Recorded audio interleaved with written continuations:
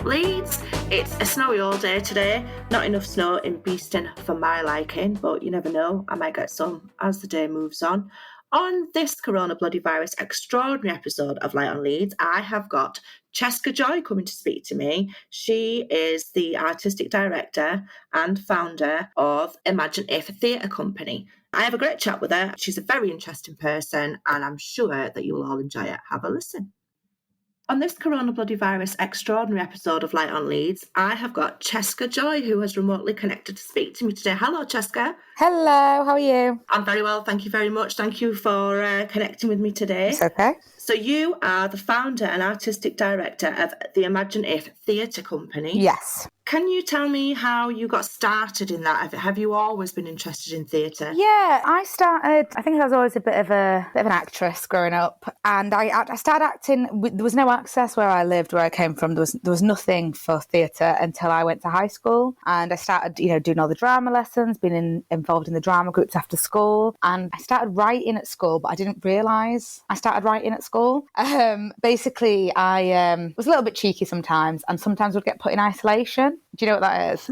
Yeah. But for people who don't. Yeah, so for people who don't, it's but I don't know if they even do this anymore, if it's even allowed. But back in the day, if you were naughty and you got sent to isolation, it's basically a room where you sit on your own. You can't go to break, you can't go to lunch, you can't see your friends in classes, and you have to work.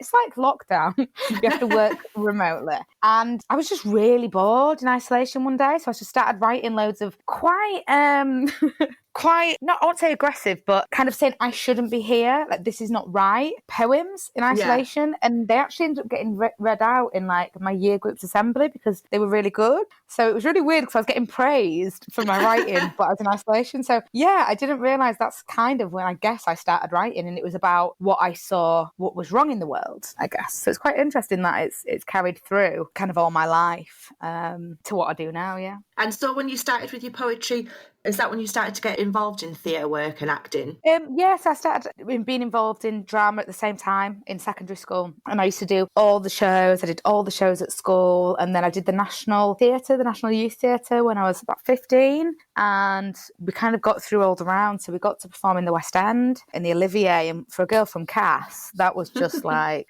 mine. And we got to work with Alan Rickman, wow. Who's obviously incredible. And I just think I was like, yeah, I'm going to be an actress. That is what I'm going to do. And I never really thought I'd write or have a company. I was like, I'm going to be an actress. And then I went to college and I did a BTEC in performing arts, and then went on to university and did theatre. So originally I trained solely as an actress, and then I started doing stand-up comedy quite a bit. Oh, really? Yeah, it was one of the courses that I did in my final year at university. And through doing stand-up, obviously, I was writing my own material. So that's when I kind of started going, oh, yeah, this is the writing stuff, and this is actually for a performance. So I started realising, oh, okay, I can write a bit. And then the acting and writing kind of fused.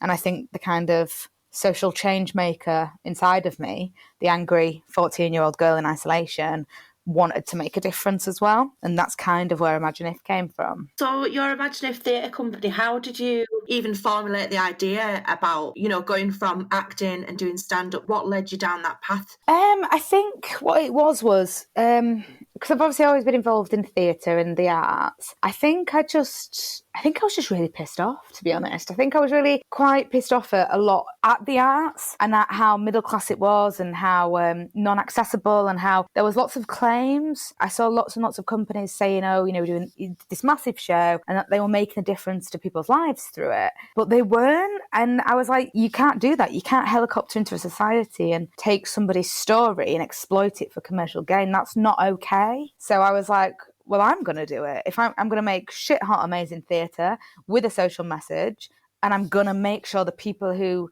that social issue affects, we make an active difference to their life. It's all good going to watch a show, but your life's not going to change from that. So then I really, really went into it, and we became a registered charity. I did years and years of research, and with loads of third sector charitable organisations, and worked a lot in prisons and with young adults in care to make sure, off the back of the show or whatever it was we were creating, there was an active difference to these people's lives. That's great. So you saw a gap, really, for you felt like that people weren't sort of really putting the money where the mouth is, kind of thing. Yeah, Yeah, definitely. So I thought, well, I'm going to do it and I'm going to make sure it's done right. And there's a lot more companies, as Imaginist's grown over the last 5-6 years, there's loads more companies that I've now seen or have been established or I've connected with who are doing amazing work, Open Clasp, Clean Break, Slung Low. There's so many that are not just doing things for their communities, for other people through the arts. So it's really nice to see, and it's really heartening to see that there is other people out there with kind of similar vested interests.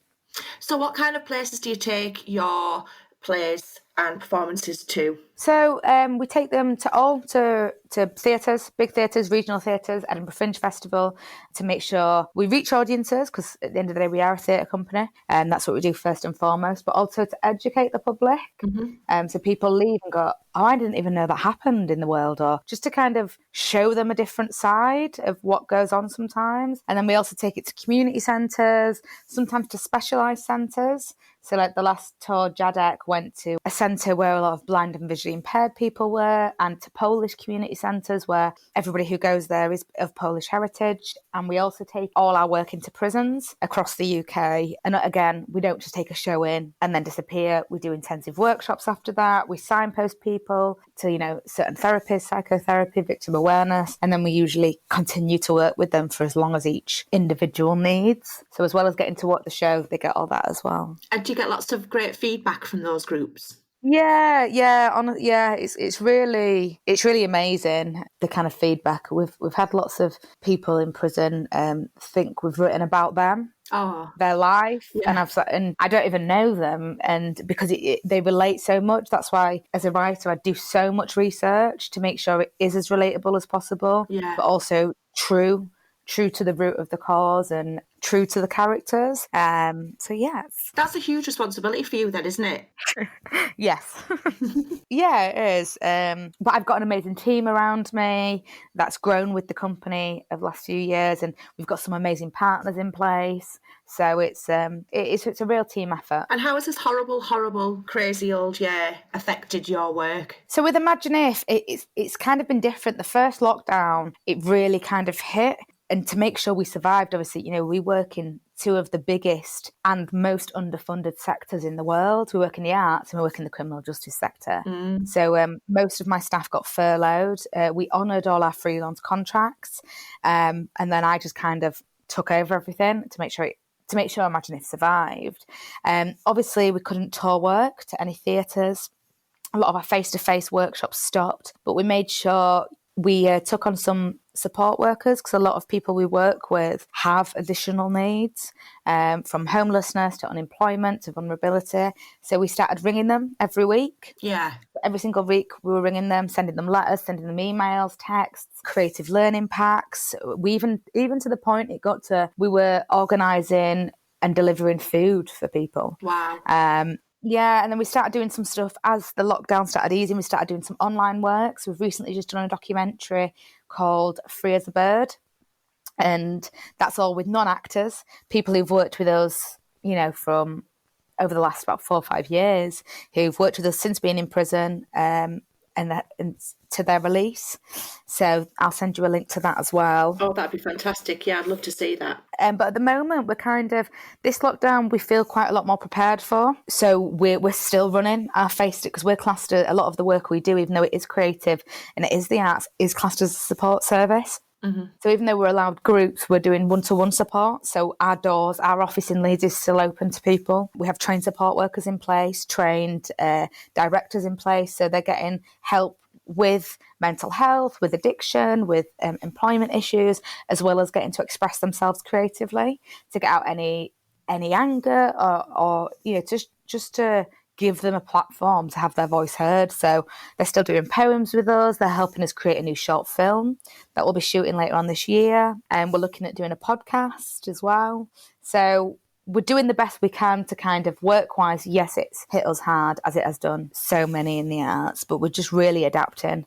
And we feel we're in quite a strong position at the moment. And I imagine that all the work that you're doing with the people that you just explained, of all times, this is the time when people do need to be able to find a way to communicate how they're feeling in whichever form. Yeah, definitely. It's so important. I mean, personally, I found the isolation I lived on my own during the first lockdown, and I found it so overwhelming. And yeah, it's, people are people, and we're all social animals. We need other people around us, and having that weekly phone call, having that weekly face-to-face meeting, being able to write poems and film stuff and be creative, as well as getting practical support. One thing we always say is art saves lives. It literally does. And so, yeah, it's really important at the moment to make sure the people you work with, your service users, your neighbours, your friends, everybody's got that support. And I think we are doing that more as a country, which is really nice to see. We are looking out for each other more. Yeah, I definitely feel like that. I mean, it's very easy, isn't it, to sort of let your thoughts spiral into negativity, but you have to always try and balance it out with all the happy stories that you hear. And like I was saying to you earlier before we started recording, it's this second lockdown that's been difficult for me because of the darkness and not being able to get out and see my neighbours and things like that. But you just have to find other things to do, don't you? And like you said about connecting, I mean, I've always spoken to my mum a lot, but we speak to each other way more now, and we do little art challenges. Neither of us are brilliant at it, but we're having a go. Yeah. And it just takes your mind out of the everyday worries that you could have and the spiral of watching the news that you could get into if you let yourself. Yeah, definitely. And so, Chesca, I first came across you when the wonderful Faye Dawson asked me to go along to one of your performances of Jadek in York, which I found just wonderful. I wrote you a glowing review. I thought it was fantastic. And that was a very personal story for you, wasn't it? Yeah. Jadek was loosely based on me and my grandad. And when I moved in with my granddad a few years ago, and that went on tour, it was meant to retour last year, obviously coronavirus, but it toured, about 13 theatres, about 3 community venues, loads of prisons, back in autumn 2019. And what did your granddad think of it? Well, my granddad's 96 now. He was 95 when it went on tour, so he didn't actually get to come see it. He's blind as well. But I think he was really excited. It was quite nice. Me and my granddad have a really unique relationship. He's like my twin. It's really weird. We're like best friends. And yeah, I think he was really, I think he felt quite, he's from Poland, he's a ex-prisoner of war. He's been in this country, been in Yorkshire many years. He's obviously faced a lot of, racism, a lot of isolation, because of where he's from and his background. I think he felt quite, I think it was quite good for him because I think he felt quite proud of himself. Yeah. You know what I mean? In a way, like that I was on the radio talking about him, or that people, his sons and daughters and grandchildren came to see a show that was based on him. And it really kind of brought us together. But I do wonder if sometimes I think he might think I've just made it all up.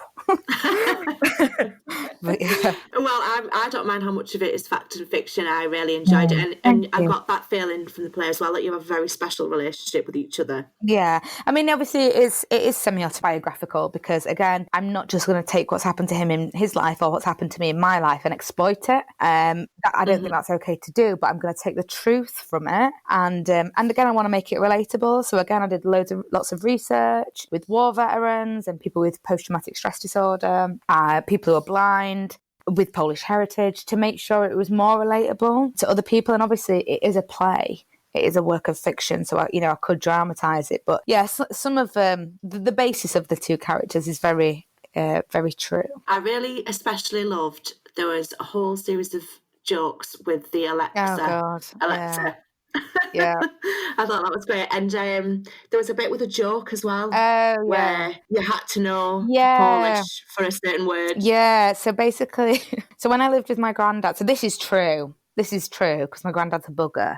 Basically, when I lived with my granddad, so in Polish, when you say cheers, like when you're having a beer, you say na zdrowie. So on a night when we lived together, we'd have a beer together and we'd say na zdrowie. And then he started saying na zdrowie stare krowie and giggling.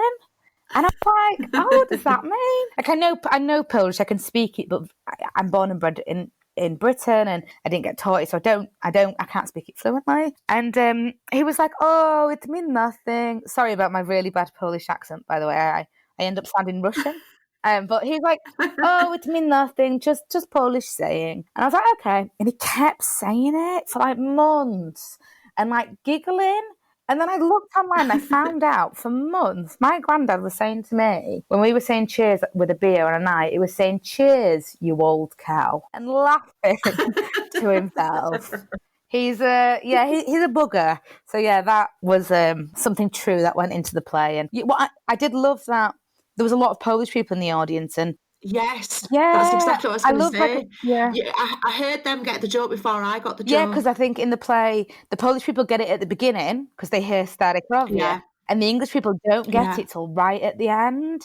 And I just loved the bond as well then, because then that creates a bond in the audience between Polish and English people. And that's exactly how I felt. And I just like the idea that everybody knows, usually when they watch the play, they know Nastrovia means cheers, and it just might mean, okay, next time you're in the pub and someone Polish is in there, you might say that and it might open a conversation, and it might there was so much after Brexit, there was so much racial crime and hate crime, and it massively increased, and I've seen that and I've heard that, and I just kind of wanted to just break that down a little bit and just kind of show people are people. Yeah, I always think about it. I have one of my best friends, Polish, Marta.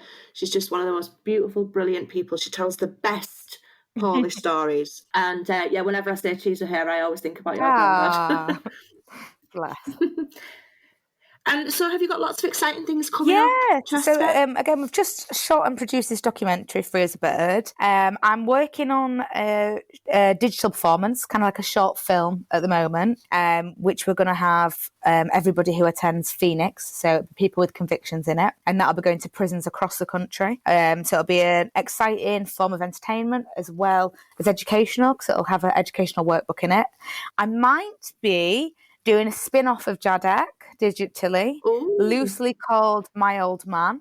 So look out for that. It's all fun independent. That sounds great. I've actually just got some funding for a podcast, interestingly. I've never done podcasts and I always get really nervous, like I said to you before. I think, honestly, you'll find it fine. I used to absolutely hate hearing the sound of my own voice, but I've just had to get used to it, and now I've done so many episodes, it just feels like having a normal conversation, which I think is the thing that's nice about podcasts. I think they're less structured and they're less sort of stilted as a proper radio interview or anything like that. I'm doing that, and it's all focused on women. I think at the moment I'm trying to expand, because I've worked with men for so long, and just with some personal things in my life, I really want to start working with more women. So I'm really excited to have this kind of female empowered podcast that I'm going to start working on. That sounds great. I'll have to give you a link, because I love listening to podcasts. I'll definitely send it all across to you. And so I did hear you mention earlier Castleford, so I'm guessing that you've not lived in Leeds your entire life. I've been here on and off for about 12, 13 years. Which is exactly why you're completely qualified to answer the 3 questions that I always ask my guests. The first one being, what would you say is a thing that is great about the city of Leeds? What I love about Leeds is I love how diverse it is. It has people from all different backgrounds, all races, all ethnicities, and they don't just live here, but they all their cultures here as well, all in different parts of Leeds. And I really like that. I also like how many amazing companies are here, how much amazing work happens in the arts scene and in the charitable sector, like the Real Junk Food Project, Slung Low. There's so many really good companies that are here that are doing work rooted in the heart of their community. Yeah, definitely. I mean, I'm a beneficiary of that, because I just constantly have great people to talk to on the podcast. It never runs out, it never ends. There's so many people all over Leeds doing so many fantastic things in just so many different ways. And if you had to choose something that you think is not so great about the city, what would you choose? I'd say the amount of poverty in Leeds, in certain areas, and the crime levels. It's really sad to see, you can go through Hare Hills to Roundhay and you'll have houses in Roundhay worth £1 million, and then you'll have people in Hare Hills whose children can't eat. Yeah. And they don't have the access to certain things, and I just don't think that's okay. And there's quite a divide there, and that I've worked with that a lot. And the amount of poverty here in certain areas. Yeah, that is a very, very bad thing, but I think it's something... I don't think it's just specific to Leeds. I think it feels like it's across the country. Yeah, and it sort of feels like a lot during all of this. Feels like the gap is getting bigger, which is also worrying. Yeah, Definitely. And if somebody had been a resident of Leeds for a long time, would you be able to tell them of something that you would consider to be a hidden gem that you think they might Oh never have heard gosh, of? a hidden gem. Well, I'd say Sung Low. I'm always shouting their praises. If you've not heard of it, go down when it's open. It's they're a theatre company in Holbeck. Yeah. They're own the oldest working men's pub.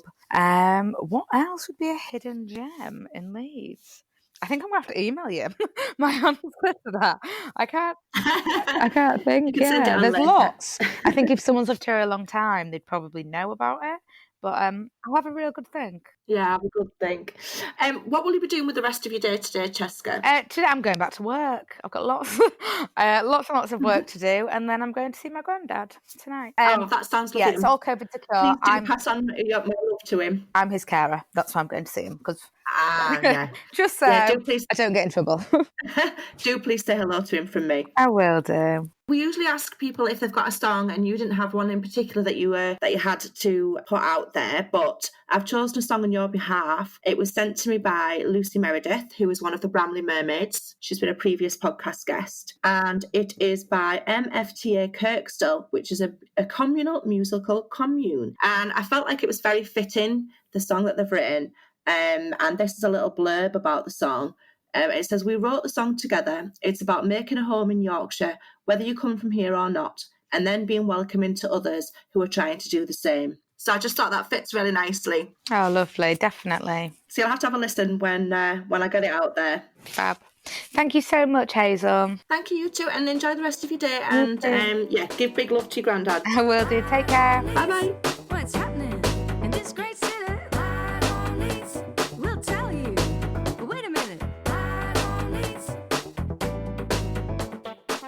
I thoroughly enjoyed talking to Chesca Joy. You really must click along in the link to see the trailer for the play Jadek. I was absolutely blown away by it. It was brilliant. And please do listen to the track, which is music from the attic, with the track See What I Can, which was sent to me by the lovely Lucy Meredith from Bramley Mermaids. It's a brilliant song. It's been supported by Leeds City Council's Wellbeing Fund. Rich Huxley is involved in it. If you know him, he does amazing things. And yeah, I think you're going to really enjoy it. Have a little listen.